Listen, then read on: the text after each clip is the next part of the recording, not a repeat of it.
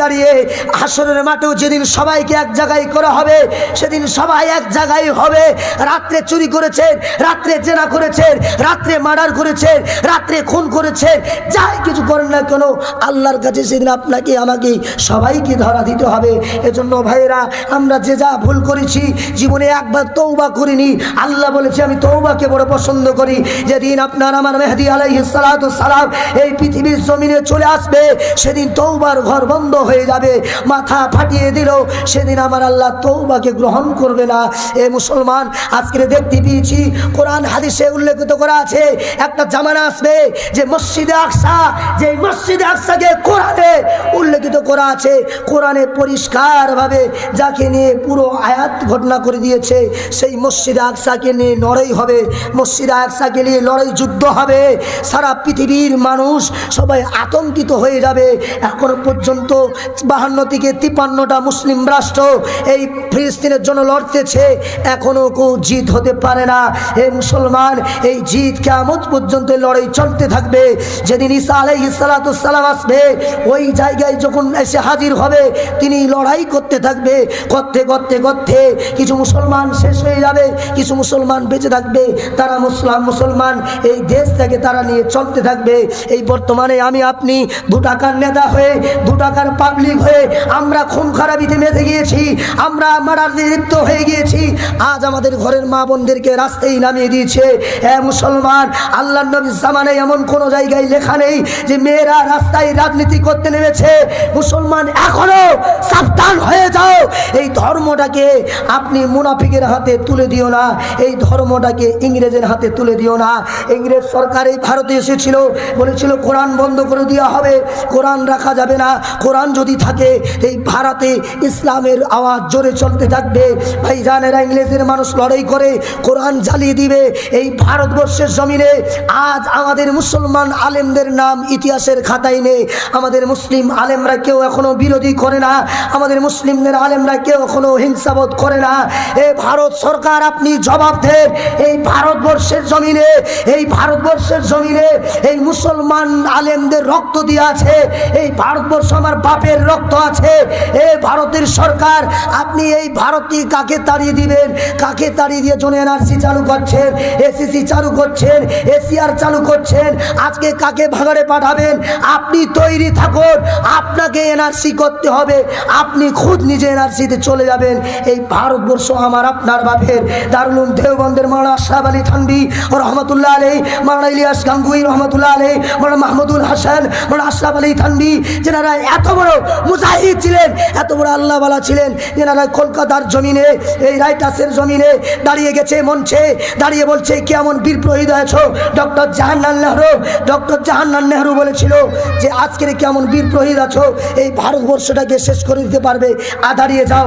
Doctor আমার মাওলানা আশরাফ আলী থানভী আলী, মাওলানা মাহমুদুল হাসান, তারা দাঁড়িয়ে গেছে সারি সারি হয়ে। গুলি, হাজারো গুলি চলে গেছে, গুলিকে পারোয়া করে না। হে মুসলমান, আজকের আমরা ধর্মকে যদি বিছিয়ে দিই, ধর্মকে যদি শেষ করে দিই, এই জবাব আপনাকে আমাকেই দিতে হবে। আমরা মুসলমান কোরআনকে ভালোবাসি, নবীকে মহব্বত করি, নবীকে ভালোবাসার মতো ভালোবাসি। বর্তমান সমাজে, বর্তমান যুগে এখন চলছে কোরআন নিয়ে ফেসনা ফেসাদ। কেউ বলছে মাটি দেওয়ার সময়, আপনারা শুনেছেন হয়তো, মাটি দেওয়ার সময় বলছে মিনহা খালাকনাকুম, বলা আর যাবে না। এ মূর্খ, তুমি জেনে নাও 1947 সালের এটা ভারতবর্ষ স্বাধীন নয়, এটা 1400 বছর আগে আমার আল্লাহ কোরআনকে গারে হীরাতে নাজিল করেছিল। ওই কোরআন এত ভারী, এত ওজন ছিল, আল্লাহর কাছে পাহাড় কেঁদেছিল, আল্লাহ আপনার কোরআনের ভারী ওজন সহ্য করতে পারি না, আপনি কোরআনটাকে তুলে নিন। ওই কোরআন আমার বিশ্ব নবীর উপরে নাজিল করেছিলেন, বিশ্ব নবীর উপরে নাজিল করেছিলেন। এই মূর্খ, তুমি শুনে নাও কোরআনে কোন জায়গায় দলিল আছে। আমি আজকের এই মজলিসে বলে যাচ্ছি, ওপেন চ্যালেঞ্জ দিয়ে, যদি কোথাও লেখা থাকে মিনহা খালাকনাকুম ওয়া ফিহা নুঈদুকুম, মাটি দেওয়ার দোয়া বলা যাবে না, তাহলে তোমার জুতা নিয়ে আমি ঘুরবো। এই মমতাজুল হোসেন, আমি আজকের এই মেদিনীপুরের জমিনে বসে বলে যাচ্ছি, আপনার বাড়ি বর্ধমান জেলায়, আমি মমতাজুল তোমাকে ওপেন চ্যালেঞ্জ করে গেলাম, কোন জায়গায়, কোন হাদিসে, কোন কোরআনের কোন আয়াতে লেখা আছে মিনহা খালাকনাকুম বলে মাটি দেওয়া যাবে না? এই ফাতোয়া, এই জিনিসটা আপনি যদি খুলে দেখিতে পারেন, 50,000 টাকার চ্যালেঞ্জ আপনার সঙ্গে রইল। গাঁজাখুরি হাদিস এই সমাজের মানুষকে বলে আপনি সমাজকে নষ্ট করার চেষ্টা করবেন না। আর বর্তমান সমাজে আমাকে একজন হিন্দু ভাই বাংলাদেশ থেকে আমাকে সোশ্যাল মিডিয়ায় বলছে, হুজুর আপনি বলুন এই ইসলাম জিনিসটা কত ভালো, শান্তি না অশান্তি?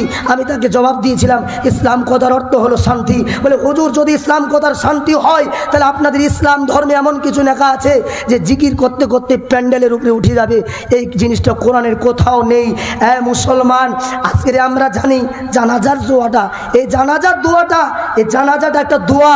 বর্তমান কিছু আলেম বার হয়েছে, তারা বলছে জানাজার এই জানাজার দোয়াটা দোয়া নয়, এটা একটা সূরা, এটা একটা সূরা। ভাই গাঁজাখড়ি ফতোয়া দিয়ে লাভ নেই, সমাজকে বরবাদ করে লাভ নেই। সমাজটাকে আমরা একটু ভদ্রতা নিয়ে চলার চেষ্টা করি। ওতে বাবাজি ভাইজান, এই কোরআন আমাদের কাছে এসেছে, নবী আমাদের কাছে দিয়েছে, নবী আমাদের কাছে কষ্ট করে ওরা মুজাহিদের সঙ্গে এই ইসলামকে পৌঁছে দিয়েছে। ইসলামটাকে মেনে বেজে আমরা বেঁচে চুনে নিয়ে চলার চেষ্টা করব ইনশাআল্লাহ। সমাজে অনেক মানুষ আসবে, সমাজে অনেক টুপিওয়ালা আসবে, ধর্মের নামে তারা ধর্ম প্রচার করবে, কিন্তু ধর্মকে শেষ করে দিয়ে চলে যাবে। ভাইরা, বর্তমান সমাজে যা চালু হয়েছে, এই স্টেটে বসে লড়াই চলতেছে। আপনি বাংলাদেশে দেখুন স্টেটে কি অবস্থা হচ্ছে, জনগণের মানুষের, আম মানুষের, পাবলিকের চোখে সমাজটাকে শেষ করে দেওয়া হচ্ছে। জিজ্ঞাসা করছে হিন্দুরা, হুজুর আপনি বলুন আপনাদের ধর্মে ওই স্টেটের উপরে মারামারি কোন জায়গায় আছে আপনি দেখান। বর্তমান সমাজকে আমরা এমন করে দিয়েছি, জলসাটাকে এমন করে দিয়েছি, মজলিসটাকে এমন কিছু করে দিয়েছি।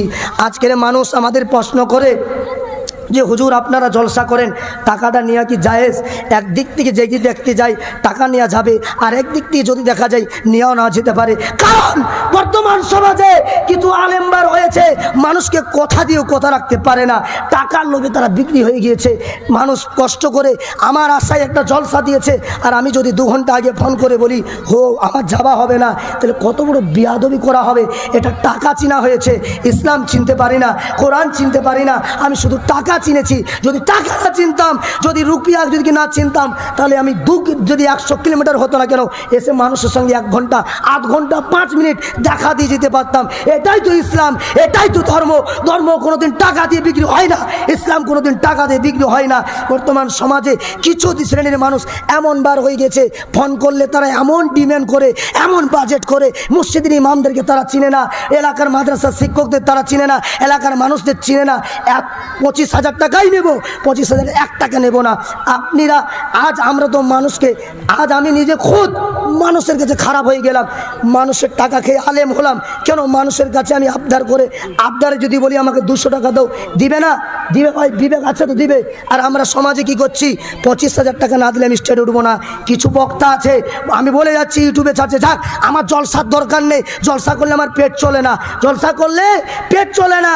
আর আমাকে বল্লা দিয়ে ডেকে এনেছেন, আমি হয়তো ইউটিউবদেরকে নিয়ে এসেছি, ইউটিউবারদেরকে, আমার জলসাটা ছাড়বে আর আমার ভিউজ বাড়বে, আমার লাইক বাড়বে, আর আমি আপনি কি বলবো ভাইরাল হব। ভাইরালের দরকার নেই। আরে ভাইরাল তো আল্লাহর কাছে হতে হবে, সমাজের মানুষের কাছে ভাইরাল হয়ে কি হবে? টাকায় তো ভাইরাল হয়ে গিয়েছি। আমি ফোন করছে, কত টাকা নেবেন হুজুর? 25,000 টাকা নেবো। হুজুর 23,000 টাকা নেন না, 1 টাকাও কম হবে না। মানুষের কাছে কষ্ট দিয়ে নেওয়া হচ্ছে, এগুলোও কিন্তু বড় বড় ভুল হচ্ছে। আজকের বড় বড় কাগজে এবারটা কিছু বক্তা আছে স্টেটে ওঠার আগে কিছু পাবলিক ঠিক করে, তোমরা জানো না আমরা জানি, কিছু পাবলিককে বলে দেয় আমি যখন স্টেটে উঠবো তোমাকে কাগজে লিখে দিচ্ছি, এই প্রশ্নটা করবে। কোন প্রশ্ন? এ টাকা নেওয়া যাবে না না যাবে? কারণ যদি আমি বলি টাকা নেওয়া যাবে না, আমি বক্তা 19,000 টাকা পয়সা নেবো বলে এসেছি, যদি বলি লিয়া যাবে না তাহলে আমাকে 19,000 টাকা দিবে না। অতএব কিছু মানুষকে স্টেটের সামনে কাগজে লিখে দিয়ে আগে মসজিদ দিয়ে চলে